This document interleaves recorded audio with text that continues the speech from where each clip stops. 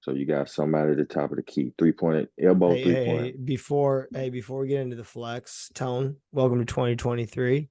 Let's get a second example after the flex. Continue with your Okay. flex. So you got a guy at the elbow 3 point line extended. Got somebody on the block. Then you got a guy on the wing. Mm-hmm. So the guy that's at the top of the key 3 point line, elbow 3 point line extended. He you know, passes the ball to the opposite guy that's on the other side 3 point line, elbow extended. The guy that's on the wing getting a backdoor cut from the guy that's on the block. Then the guy that passes, he going down and set a down screen for the guy that's on the block and the block. The guy that's on the block, he comes up and Mm-hmm. passes, see if he can get the pass. And the guy that's from the 3 point line, 3 point line extending, when he goes sets the screen, he just goes, takes the spot of the guy that got the backdoor Yep. screen and he And goes that to the made me wing. think of, if I can interject, Harding University, they ran it's similar, and it's actually what I ran when I was at Lincoln. It's similar to the flex in the triangle, but it's just shuffle stagger. So and you got your four out, and then your middle screener screens the opposite anytime the ball gets swung. So you have your four, slot, corner, corner. Mm-hmm. And then obviously if you need to reverse it, you take a dribble over, shorten the pass, etc.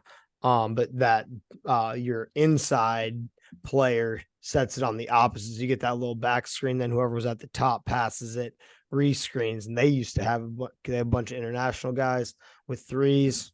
Harding led and their stadiums or their arena is actually an old airport hangar. I don't know if it still is, but at the time, their claim to fame was it was like America's best home court, which I don't know how they beat out Duke, but that was a pretty and their fans, Harding University, unique place. You can look into their code of conduct, but from a student perspective and like the games, like we won there the 2 years I was there. We were actually the first team in the GAC when I was at East Central, Great American Conference, to sweep that road trip with Harding and Arkansas Tech. But to get back to the triangles and offense and take a little detour back to Louisiana from Arkansas, Tony's breaking down some triangles. So you talked about it in the flex. What would be another way that offense is triangles? I think I go back to how they teach it at Lucas Camp or whatever when he has the guy at the top of the key and the two wings. So the guy, for example, at the top of the key, he'll pass it to the right. The guy that's on the wing, the guy that's on the right wing, he'll drive to the goal, have 2 feet in the lane. Wherever the guy is at the top of the key, he'll replace the guy that's on the wing or whatever. So, and the guy that drove it to the lane and he passes it back to him or Mm-hmm. whatever. So if the guy that's on the wing now from top of the key, if he drives to the middle, the guy that drove from the wing, he'll flare out to the corner. And the other guy on the other wing, he'll flare out to the far corner. That just if he drives middle. Yep. Now if he drives right or whatever, the guy that's in the paint, he'll come up to the he'll come up to the top of the key or Mm-hmm. whatever and replace him. And the guy that's on the far wing, he'll go to the far corner or whatever. And it's pretty Gotcha. neat. Yeah. I Nice. So think yeah, I how much does he teach? So how long does he go 3-on-0?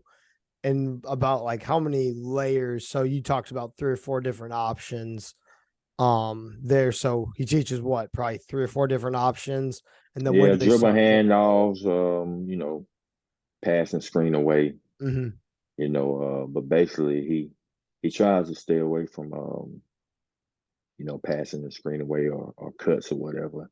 He basically wants them to make a read off of if they driving and kicking, stuff like that. His offense basically is a drive and kick, but he want to teach it 3-and-3. But the basis of his offense is letting the guys play freely because Mm-hmm. he more into like kids hustling on defense, denying the ball, stuff like that. But he want to have some type of structure when it comes to offense with the drive and kick. and stuff Mhm. like that. And it's pretty. There's a bunch of those coaches that know it like the back of their head. I mean, if I study it as much as like they did, I'll know it like the back of my head. But there was just certain things that I remember when they was teaching, when I was trying to learn it myself, whatever. But I think a bunch of those guys that he brings back for every camp, they do it with their high school teams and AAU teams or whatever. Which the drive and kick is pretty popular or Mhm. whatever, nowadays. So Yeah. Offensive spacing is offense. Rick Majerus there. Well, excellent, Tony. I'm excited, man. I'm really excited. I'm excited for you to tell me who the person is that receives the book joint and lets you know they're in the book club. So if you're there, make sure you tell Tony I'm in, and he's got a book brand new. Is it signed? no, they can sign Brand it new. It's themselves. okay. Maybe hey, it's okay. We're giving we got free giveaways. Hey, we're stepping up in the world. Eventually, we're going to put this on real podcast platforms. We'll get some intro music and hopefully some outro music. But Tony, man, I really appreciate the time. Um, I'm really excited for the summer, man. I think not only doing these weekly podcasts with you, putting up other content, reading the books, getting better. Man, as a player, I love the summer. As a coach, I love the summer. Man, I'm excited to see you get back to Snow Valley. Seeing Fuge and Salt kind of got me. That was great to see those guys. And, Salt with his school is only going to be out there in June. So it was good to see him. And Tone, I'm excited for the summer, man. What's your biggest focus this summer? What's something you are going to be actionable on all summer as you lead the book club? Like, as always, man, just building relationships with different people, across the Mhm. world. Like I said, I think I said in the past, I think the first podcast, all this started with Snow Valley basketball. So, and I look back, what it was like 10 plus years ago, whatever. I never, doing a podcast, doing some of the top camps in America, building relationship with those guys. And, I think as far as like being around the game or whatever, I think since the CP3 Elite Guard camp that I went to in California and just got a chance to help, it opened up my mind to the other side of the basketball. Uh, what can I say? The basketball marketing part. Mhm. Getting to know those guys with the Nike side and also the Jordan brand, and building relationships with them. It's kind of unique because I mean they love basketball. They're just not on the sideline. You know, they're more involved with the players, like the player personnel part. So they got to build deeper relationships with the players instead of the coaches. So that's been my kind of a main goal since I had since last August. Just learning the marketing part of basketball. Mhm. Well, excellent. Yeah, no, and I'm really excited. Yeah, not only building relationships with, different people, but yeah, this continuing putting in the work, man. And I'm really excited to give back. And I think when you talk about Snow Valley, and I think you touched on a couple different things of just sowing the seeds of coaches that takes things. As a coach, obviously, I've been going this is my, I think, 13th summer, and the things you take away. My final thing from the summer is just, you never know who's going to be where, so treat everybody with the utmost respect.